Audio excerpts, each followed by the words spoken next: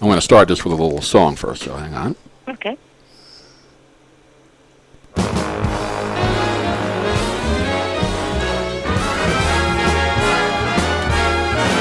Come and take a trip in my rocket ship. We'll have a lovely afternoon. Kiss the world goodbye and away we'll fly. Destination moon.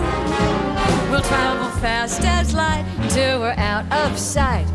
The earth will be like a toy balloon. What a thrill you'll get riding on my jet. Destination moon. And that's just a few seconds of our good friend, Deana Martin, who will be performing real soon, coming up at Ruth Eckerd Hall, just a little bit north of us. That'll be on February the 11th. It's a Thursday afternoon, 1 o'clock show, and always great to welcome her back with us here at WTMY from her palatial estates out in Branson, Missouri. She joined us by telephone tonight. And Deana, good to talk with you. How are you?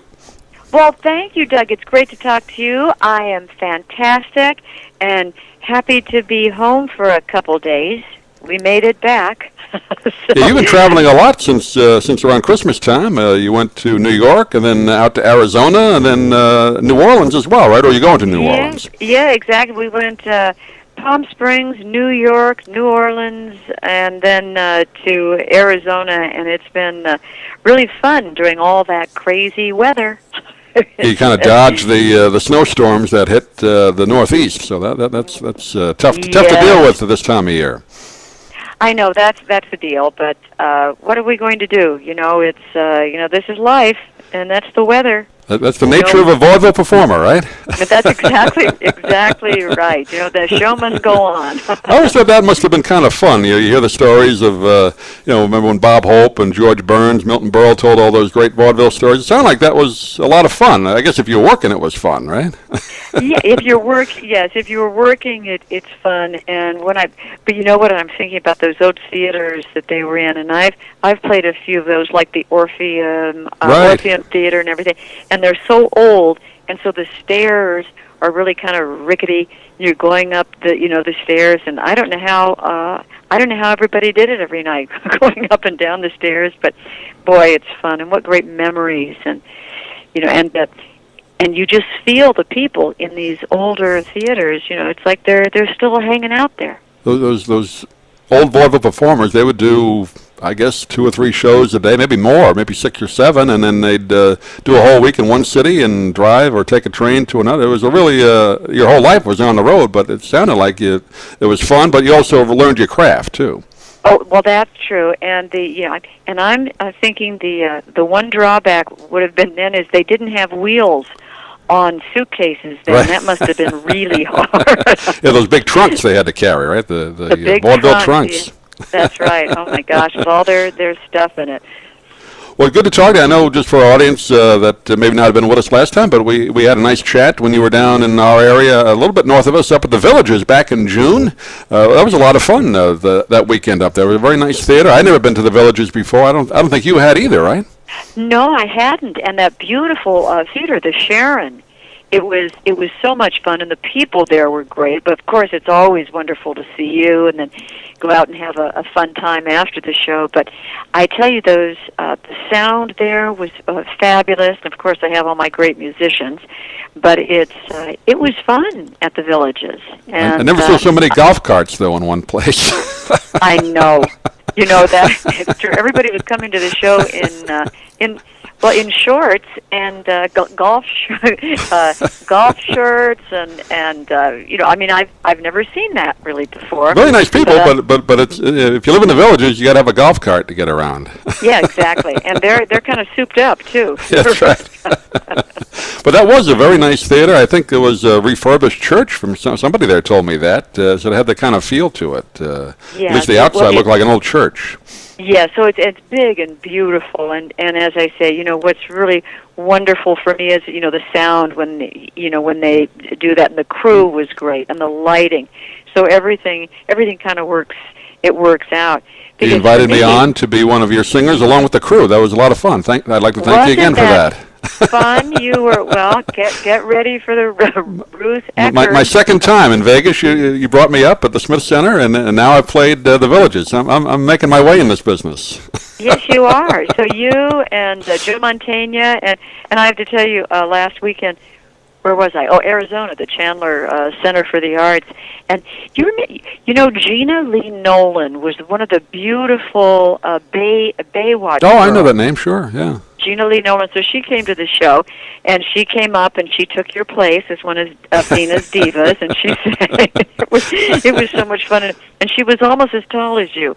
So you know, I thought of you last week, so that was fun. That's, for the people that are not aware, Deana does a thing where they do Memories Are Made of This, and Dean had backup singers back in the original recording, and then you invite people on stage, and sometimes they're celebrities, and it's a lot of fun. Yes, and sometimes it's everybody. It's just volunteers or ushers from the show, and it's. Yeah, this it's time one you of had the my ushers favorites. at the villages. You had about 20 people came up. 20 ushers came up. That's right. They Yeah. just kept coming, and it was wonderful, and they were so cute, and everybody kind of did their kick. We looked like the step kick like the Rockettes. That's right. And I was out of tune, but it got a few laughs, so I hope it helped you. No, out. you're always listen. It always adds. We always love humor. No, not that you were. No, I'm not. I don't mean to be making fun of you. No, You're go right ahead. I did it to and myself. And you smile and you sing, and it's great. It's a highlight. For me. And we had a nice dinner. It really looked like an old kind of New York style Italian restaurant up there. I think what was it, Luciano's? I think it was called. Luciano's, I remember, and Pat Benti was there, and he was so fun. And he sent me some incredible tomatoes, a couple tomatoes after that. And he's a good friend with Tony Orlando. Oh, sure. And they had called me, and so Pat came, and he's a good singer. And I'm wondering if he's going to make it on the 11th. February 11th, yeah. Well, Yeah. Again, 1 o'clock at Ruth Eckerd Hall. Dean will be there with a tribute to her dad's music. And before I forget, Carol Lurico wanted me to send her love to you. She lives down here. Oh, that's fantastic. Well, hopefully she will be there, and she always takes such wonderful pictures. It's a thrill for me when she's there with Santo, and they're just really good friends, and so it's perfect. I love coming to Florida. And also, I'm going to be there. We're going to be working with Charles Colello again. We're figuring out, we're putting the finishing touches on the arrangements for the new album. Oh, great. So we're working on that, and I'm very excited about that. In fact, we have so many songs, fabulous songs. We're probably going to be doing two albums. Oh, great. Have you started recording yet, or are you still in the process of picking? We're still in the process. Okay. We have picked them. He has written, I believe, about 90% have already been written, and of course Rick Creevy has written a few. You've heard my version of That's Life, of Sure. course, that Rick wrote, and and Georgia, and Mr. Sandman. So there's a few really great songs. You haven't heard Blue Bayou yet, though. Don't know. I don't know if you did it in the show. I don't think you did. No, so, yeah, I'm looking forward to that. Yeah. And Quando. So it's going to be a very interesting, fabulous album, and actually, I think it's going to be two, because we're going to do one that's a little more jazzy, and so a double CD. Well, yeah, I hadn't thought about that. Or is it two separate albums? It's two separate. Oh, albums. okay. All right, Yeah, great. two separate albums. Yeah. And I'm looking forward to that, and it's always so much fun to get into the studio, and I love recording. So I know John had mentioned up at the Villages, when you do record it, I don't know if you can do it at Capitol or down here in Florida. I'd love to come out and watch you record. That'd be a lot of fun. So. Oh, I would love that. Yeah. That would be If perfect. you mentioned that'd be great to watch that. So yeah. Yeah. Well, we will work that out. And we've been so busy this past year, 2 years, that I haven't put out the album that was supposed to come out last year. We've just been, swamped with, thank God, touch wood, with all the shows and everything, and now working on the documentary for Dad. I've heard you talk a little bit about that. Now, there's the movie in the works, and we'll get to that in a minute, but this is a different project, an actual documentary, right? Yes, this is a different one, and it's because it would be my dad's 100th birthday. It would be his centennial in 2017. He was born June 7th, 1917. So in 2017, we will be putting on some, big, fabulous shows, but we will have this wonderful documentary. We've already interviewed, Bob Newhart, who was fantastic. Oh, yes, and Lee Hale. So Lee Hale was the musical director. He was the one who put together the whole Dean Martin show. So we will have a lot of clips. And he wrote Backstage at the Dean Martin show. Right, the book, right. So, yeah, and so Lee was amazing, and they interviewed him for a few hours. Poor guy, he got I mean, it's but he knows so much about Dean Martin and the show and all of that, and because he's the one, Doug, he's the one who stood in for my dad all week. Right. And rehearsed with the stars that would come on the show.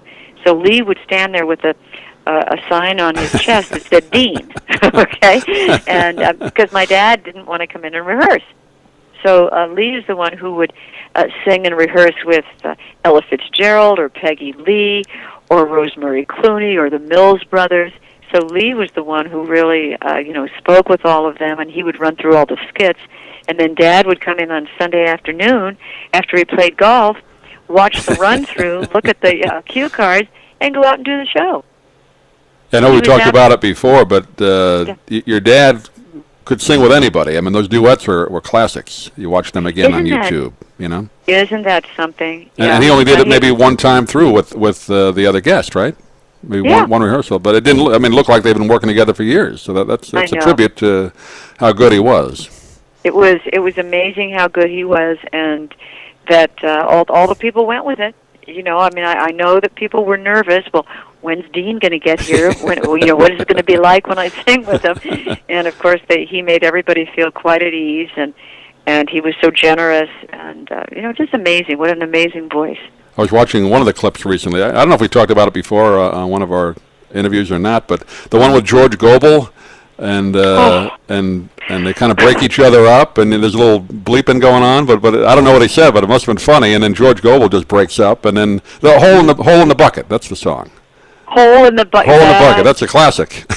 It is a classic, and all of those. But George Gobel was so funny. Oh my God. There must have been something that he said maybe before they went on the air or something, because Dean did a ad lib there, and Georgia just breaks up.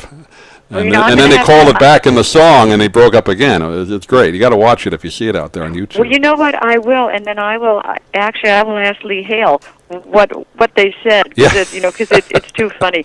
Because then when I think about Bob Newhart, when he was doing the one skit with him where Bob Newhart wanted to return. Oh, the radio or something? Toupee. The toupee, that's right, the toupee, yeah. The toupee, so it was under his hat, and Dad, they cracked him up, and because he was the salesperson. But when Bob Newhart said, and so Dad said, "Well, what would you like?" And Bob looked at him and said, "I'd like a straight man who knows his lines." Oh, God. Well, when he worked with Rickles, because Rickles never stayed on script either. No, he didn't. And gosh, so many memories. And we're going to interview Rickles, of course, Bullethead. Bullethead for the documentary, and I'm excited about that. I guess he's doing okay. I know he has a little trouble walking, but I've seen he's booked some shows, so he's still working all down. That's great to see. Yes, he is. And he's, they're going to have to get the hook to get him off. Yeah. He's still sharp. You see him on the talk shows. He's still got it. Yeah. And, my good friend Tony Pettisano is his road manager, and he really takes care of him, and he makes sure that everything is done right. And Tony, and I don't know if you met Tony when... because he came... The one time he came to studio with us in Sarasota, he came with you. That's right. Yeah. Tony Pettisano. And all of his stories are amazing, because he worked with Frank Sinatra. And that was... So he went from Frank Sinatra to Don Rickles. Not bad. I just watched on Netflix, they had that Don Rickles documentary. Have you seen that? It was put out about 3 or 4 years ago. I haven't seen it. Tony's in that. As his road, see him interviewed a few times. Yes. Yeah. I saw another one. I think it was it wasn't Don. It was something with Vegas. And it might have been, it was another one, but I can't wait to see it. But I did, of course, see the one with Frank Sinatra, the two-parter. Yeah, right. Which that was great. Very, very well done. Yeah, and to just kind of wrap up on the documentary, that's going to come out early 17, I guess, right? Is that for television? Yes, or yes, television? it is. Well, no, well, I'm sure it will. I don't know if it's HBO. Or I'm not exactly sure what it is yet, but it's going to be terrific. And of course, we're going to interview, all of our favorites, like Florence Henderson and Angie Dickinson, and just make it interesting. And my Aunt Barbara, who knows everything from, my Aunt Anne, who was there when my dad got married to her sister, and so it will be an in-depth, fabulous documentary about Dean Martin and his life. We'll definitely do an in-depth talk on that when that's about to come out, because I'm looking forward to that. And the film as well. I know you talked about you've had a couple of production meetings. Bonnie Hunt writing the script, right? Yes, and now she wants to direct. Oh, great. So she's going to direct it all. She's going to direct the movie, and Joe Mantegna was going to be the director, but now he's going to play the older Dean. Oh, we will. Okay. Don't tell him I said he was the older Dean. Okay, don't let anybody the mature know. Dean. The mature Dean. There you go. That works. Well, he played Dean in a previous movie, didn't he? A Rat Pack movie. Yes, Am I right the Rat about that? Pack movie. Yeah. Yes, and he was wonderful. Yeah, I remember He seeing was that. very, very good and respectful, and he's such a good friend, and he's a doll. So I'm looking forward to that. And Jennifer Love Hewitt playing me. Right, we mentioned that in your show, so that's going to be a lot of fun to see her in that. And you mentioned Bonnie Hunt. I miss her on television. You don't see her hardly at all, but look forward to maybe when the movie's done or something. I'd love to have her come on with us and talk about it. But she's a great talent. Oh, yes, she is. Oh, my gosh. She is an amazing human being. She's, first of all, so nice, but so funny. And she reminds me of my dad. She's got that quick wit. Right. She's a good singer. She is a great writer and a fabulous director. And I think we probably spoke about her movie that she wrote and directed, Return to Me, which was, and if you haven't seen it, you've got to see it. I know the clip of you and her is on YouTube when you were on her show a few years ago. Oh, yeah. Talking about that. And it was her for her birthday, and I gave her one of my prized possessions, one of Dad's red pocket That's right, squares. yeah. She monogram, got very emotional on that. That was a nice Oh, moment. it was, yeah, that was quite something. And that's when I went down the fire pole. Right, that's right. That was scary. I always thought she should have gotten, I guess she maybe put in for it, I don't know what happened, but she should have been a late-night talk show host. I think she's in that Johnny Carson, Letterman. I mean, she was great on Letterman as a guest, but I always thought she should have been on late night. I think she should have also, and I think she's an amazing, as I say, an amazing wit, and everybody loved her. So it may still happen. I hope it does, because she's got that I hope quick. So too. Although late night has kind of gone down the tubes, but that's just my thought. Yeah, that's true. Not to mention, I go to sleep at 10 now, unless I'm doing a show, and then we're up pretty late. But that's. I've been watching though. They brought back. I don't know if you have Antenna TV out by you. It's one of those cable channels that plays some of the classics, and they're running Johnny Carson again at 11 o'clock every night. No, I didn't know that, but yeah. And what is that? It's called Antenna? It's Antenna TV. It's usually like a side channel to one of the local affiliates. Okay. But see if you have that, because 11 o'clock every night they're running the whole Johnny Carson, original shows. Which sure. Oh my God, those were so. And you realize how much late night TV has fallen apart since he left. Yeah, that's true.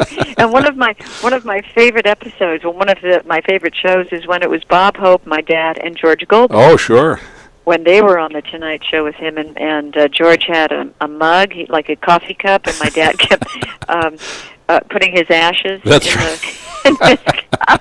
Oh, gosh.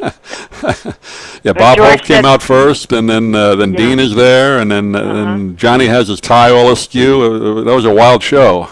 Oh, yeah, it was a wild show, and I think that's the show when George Goebel, he said, do you ever feel like... let me see, the world is a tuxedo and you're a pair of brown shoes. That's right. Brilliant. That's great.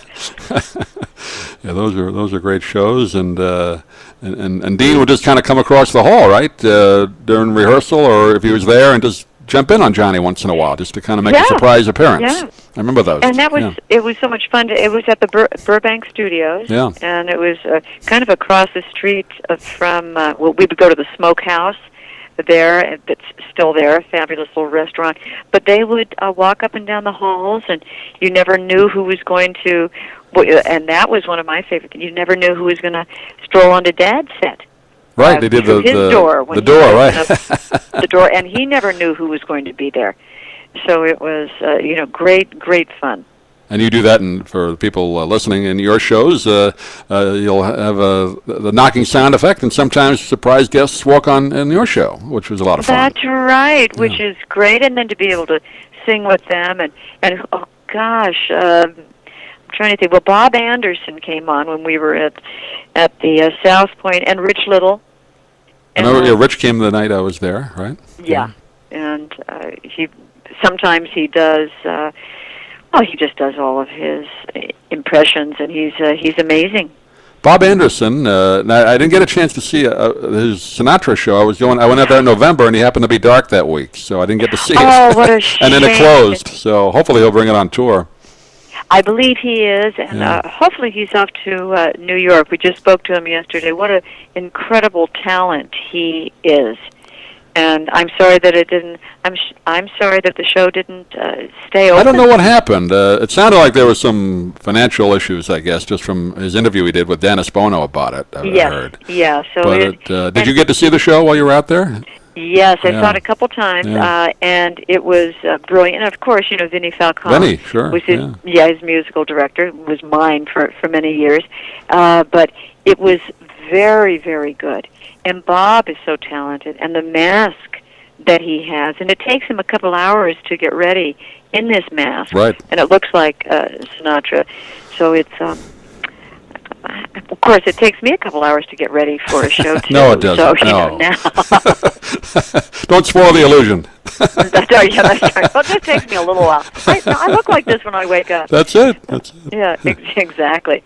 Well, speaking of, you mentioned your dad's centennial in a couple of years. You had a chance to go up to New York. I've always wanted to visit this place, and one day, hopefully I will. The Friars Club. You did a nice tribute to Sinatra there. That must have been fun. Well, it wasn't at the Friars Club. We did it at the Pierre Hotel. Oh, it was? Okay. In the big ballroom, and it was beautiful, and with a cast of characters. We had a big band, and everybody brought their musical directors, which was perfect. But it was me, Tony Danza, Dionne Warwick, Norm Crosby. He came. Let's see, Steve Tyrell. Wow. Wayne Newton. And Jack, am I forgetting someone? But it was Larry King. Larry King was the MC, right? Yeah. He was the MC, and his beautiful bride, his beautiful wife, Sean King. She sang. She's wonderful.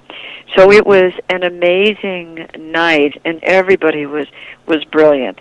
It was just what a great tribute to Uncle Frank, But first, when you're in a room with all the Friars, it was hysterical.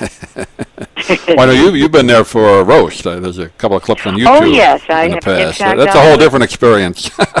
Oh, my gosh.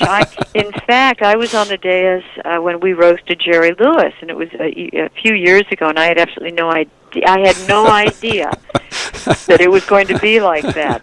But my whole thing was hysterical, and but it was totally clean. But it was funny. But then to see the other people get up, those comedians, and the women were worse than the men. Oh, I know. There's Judy Gold and Lisa Lampanelli. They don't pull any punches. And Susan, is it Susan? Susie Essman? Oh, Bernhardt. But anyways, it was funny, and I was just dying. And after, after Jerry said to me, he said, "Deana, if I had known, I would have asked you not to be there." No, but he said, they're very funny, but you have to be aware that the language gets a little rough. Yeah, he said, but you were brilliant, so it was good, and that was fun. How's he doing? He's the abbot now, right? Yes, he is, and he's doing okay. Good. I have to get him. We have to interview him also. So we're trying to get our schedules together, and bring a lot of film because he'll talk. Oh, I know.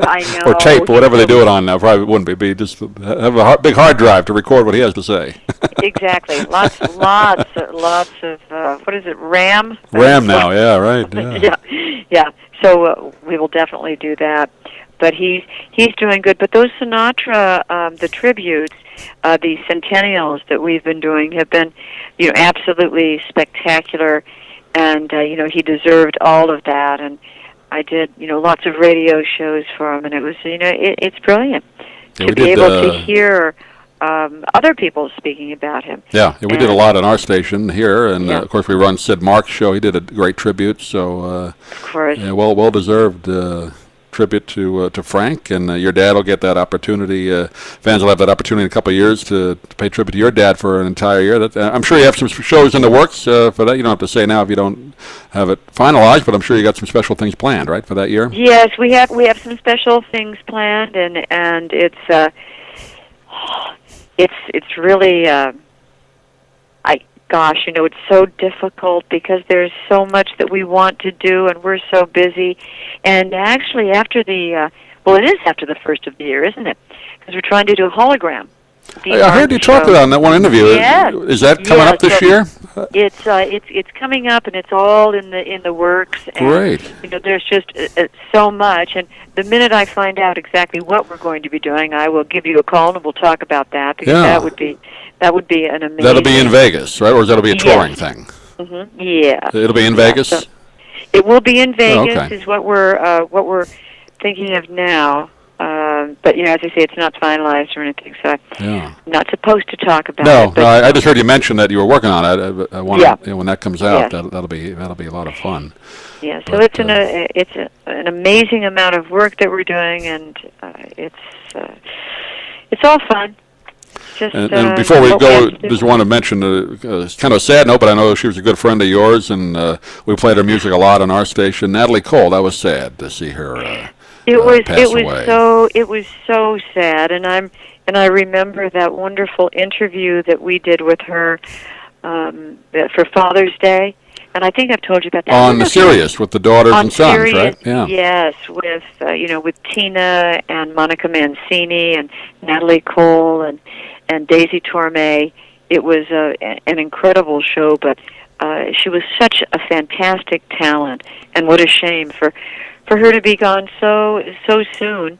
And actually, when we were at the Friars Club, when I was doing the show at the Pierre for Sinatra, I did my duet with Dad, and I dedicated it to Natalie because because it just meant so much to me, and because we had talked about doing our duets together, and and Al Schmidt is the one who was the engineer for both of ours. So it was touching for me, but gosh, what a loss. It was sad. She was just down here at Van Wezel a couple of years ago. She was like, they had a big gala, the show, and you got to do a meet and greet. And apparently she was at least okay, looked okay, but I guess she'd been battling some health issues for a while. So she had on and off for a while. But what a trooper! And she just would get out there, and she's amazing. What a fabulous talent. And now she's up there with Dad and Frank and Nat and Sammy and. I'm in no rush to go up there, but I think it's going to be a lot of fun when we get there. Don't you think so? Exactly. You and me both. Don't you think show business is going to be great up there? It'd be great television and wherever they have performances, it's going to be fun. I hope so, because they were because they are all angels. Yeah. And, I'm sure there's some kind of Vegas up there. Yeah, there'd have to be. Well, I just want to remind the folks once again, Thursday, February the 11th, it's a 1 o'clock show at Ruth Eckerd Hall up in Clearwater, and we invite all our listeners to head up and see Deana, because it's a lot of fun, great tribute not only to your dad's music, but like you said, Uncle Frank, Uncle Sammy, and some of your favorite songs as well, and great stories, so we invite everybody to head up. I know, I'm sure Frank Suchak will be there. Oh, I hope so. He's got to be there. In fact, I've got to call him and Frank is everywhere. He's like Zelig. I mean, he shows up everywhere where you do a show. He does, and I've got to go look at the pictures of us together because I have to make sure I don't wear the same dress I've worn with him before. But it will be a lot of fun. And 1:00 in the afternoon, so I'm looking forward to that. But it's such great music, and I have all my fabulous musicians. And so it's just a lot of fun, and I'm looking forward to seeing you and you being one of Deana's divas. We'll be up there. It's a great theater. I know you played there before. It's a great theater. Yes, I have. And a few years ago, and it's a treat. We'll look forward to seeing Rick again. Rick's a Florida guy, so he is a short drive for him, not too bad. So he'll make it across. I think he lives over in Fort Lauderdale, right? Yes. So, he's my Boca boy. Yeah, he's a great musician, and you got to do the Slow Boat to China. It's one of my favorite parts of the show. Oh, it's one of my favorite parts of the show. And he's so good. So it's one of my favorite parts of the show, and we will do that. And I love that. Just the way you work together on that. That really works well. But, isn't that good? I mean, we're like perfect. He is so good and so kind and sweet and so musical. We just. And John and I just adore him. And, we've traveled all over with Rick, and he's amazing. Again, go to DeanaMartin.com if you want to see where she's going to be. If you can't make this show, she's all over the country and perhaps Europe. I guess she has got some European trips planned. I know you were talking about it. So we've got that. I've got some Italy shows coming up, and so it's... hopefully it will just never end. And Deana Martin's Destination Moon is the current CD out while she works on the new one, but get that as well. We play it quite a bit here at WTMY. Deana, always great to chat with you. I know we always talk longer than we tell you we're going to, but it's just so much fun we keep chatting. I know. It's true, and it's perfectly fine with me. I think it's fantastic, and I always enjoy coming on your show and seeing your smiling face. And so I look forward to seeing you February 11th. And I know all of our listeners feel the same way about you as I do. We love you, and I love you, and we'll look forward to seeing you in a couple of weeks up at All right. Thanks, Doug. You're a doll.